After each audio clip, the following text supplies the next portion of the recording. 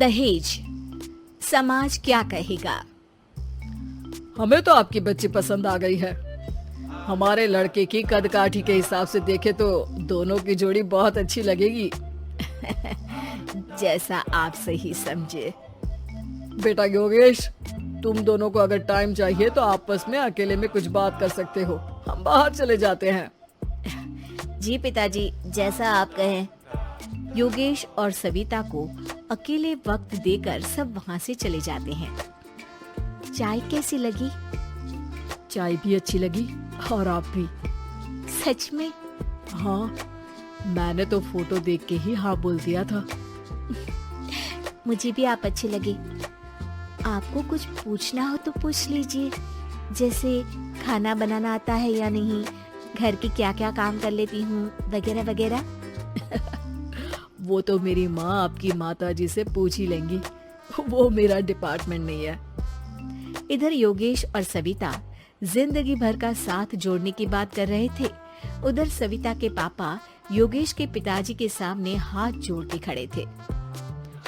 देखिए, हमारा बेटा पढ़ा लिखा है, अच्छी नौकरी करता है। उसमें जितना पैसा लगा है कम से कम उतना तो मिलना चाहिए ना। 10 लाख से कम में तो नहीं हो पाएगा। बेटी हमारी बहुत होनहार है और 7 लाख भी तो कम नहीं होते हैं ना जी। अगर आप हमारी बेटी को शादी के बाद काम करने देंगे तो 3 लाख तो 6 महीने में ही कमा लेगी। हमारे घर में ये सब नहीं होता। औरतें घर संभालती हैं और आदमी बाहर के काम। जरा मेरी बात तो समझिए। एक कार देने के बाद 10 लाख रुपए नगद देने में हमारी कमर टूट जाएगी और इसके अलावा टीवी, फ्रिज तो देना ही पड़ेगा। शादी की तैयारियां, मेहमानों की पूछ परख, बारातियों का स्वागत। बेटी की शादी में बाप पर बहुत दबाव होता है जी। देखिए, हमारा बेटा कोई दुकान में रखी चीज नहीं है जिसके ऊपर हम भाव ताव कर सके और आप उसे कम दाम में खरीद लेंगे। 10 लाख से 1 भी रुपया कम नहीं होगा। ठीक है, जैसा आप कहे जी, पर आधा पैसा अभी और आधा कन्यादान के वक्त दे देंगे। अरे, इसमें भी किश्त मांग रहे हैं आप? हमने तो सोचा था कि अच्छा परिवार होगा आपका।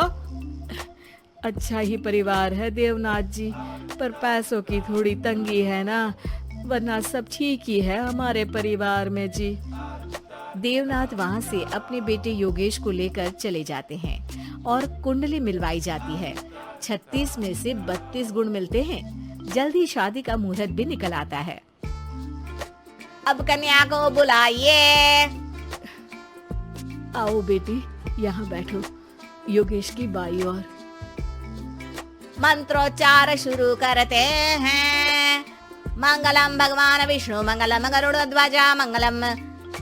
सविता के पापा सविता और योगेश के बीच में जाकर बैठ जाते हैं।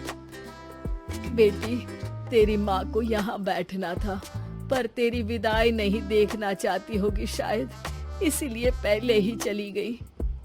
बाबा, हंसी खुशी का माहौल है, रोने का समय तो विदाई के वक्त होता है ना, तब ये इमोशनल अत्याचार कर लेना। अभी तो मुस्कुराइए, कैमरा आसपास ही है। तभी पीछे योगेश के पिताजी आ जाते हैं। अभी तक पैसे नहीं आए आपके यहाँ से? उठा लूं क्या बेटे को? आते ही होंगे। मैंने अपने छोटे भाई को व्यवस्था करने के लिए कह दिया था। अरे तो जल्दी कराइए ना, वरना देर हो जाएगी। समझ रहे हो ना आप? योगेश और सविता दोनों एक दूसरे की तरफ देखते हैं। सविता चाहती है कि योगेश कुछ बोले, पर योगेश अपना मुंह दूसरी तरफ फेर लेता है।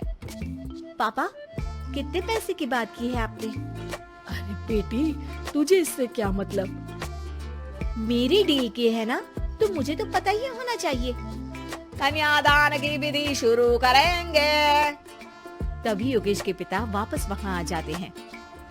पैसे देते हैं या बेटे को उठवा लूं? मैं आपके हाथ जोड़ता हूँ जी, थोड़ा सा इंतजार कर लीजिए। देवनाथ वहाँ से चले जाते हैं। तुम अपने पिताजी से कुछ कहते क्यों नहीं? उनके सामने कोई आवाज नहीं उठाता। ऐसा नहीं है, कोई तो उठाएगा ही।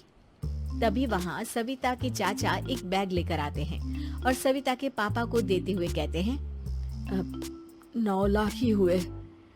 आत्माराम इशारा करके योगेश के पिता को वहाँ बुलाते हैं। क्या? सिर्फ 9 लाख? बाकी 1 लाख कहाँ है?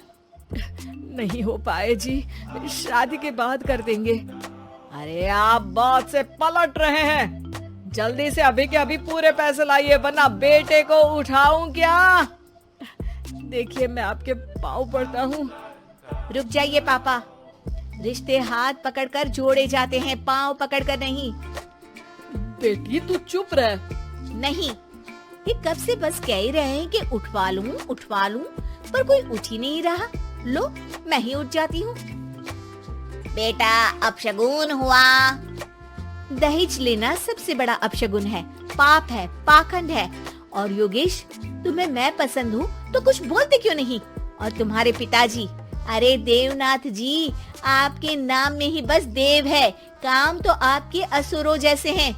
पर गलती आपकी नहीं, गलती मेरे पिताजी की है, जो आप जैसे लोगों को घर की दहलीज पे चढ़ने देते हैं। लेकिन एक बात साफ है, मैं आपके घर की दहलीज कभी नहीं चढ़ूंगी। अरे बेटा, समाज क्या कहेगा? यही कहेगा कि सविता के भीतर की माँ दुर्गा जाग गई थी, जिसने पापा के खिलाफ, गलत के खिलाफ आवाज उठाई। आसपास के लोगों ने जोरदार तालियां बजाई। समाज की तालियों से पता चला कि समाज क्या कहेगा। समाज ने सविता की बात को स्वीकार भी किया और उसको अपने सर आंखों पर भी बिठा लिया।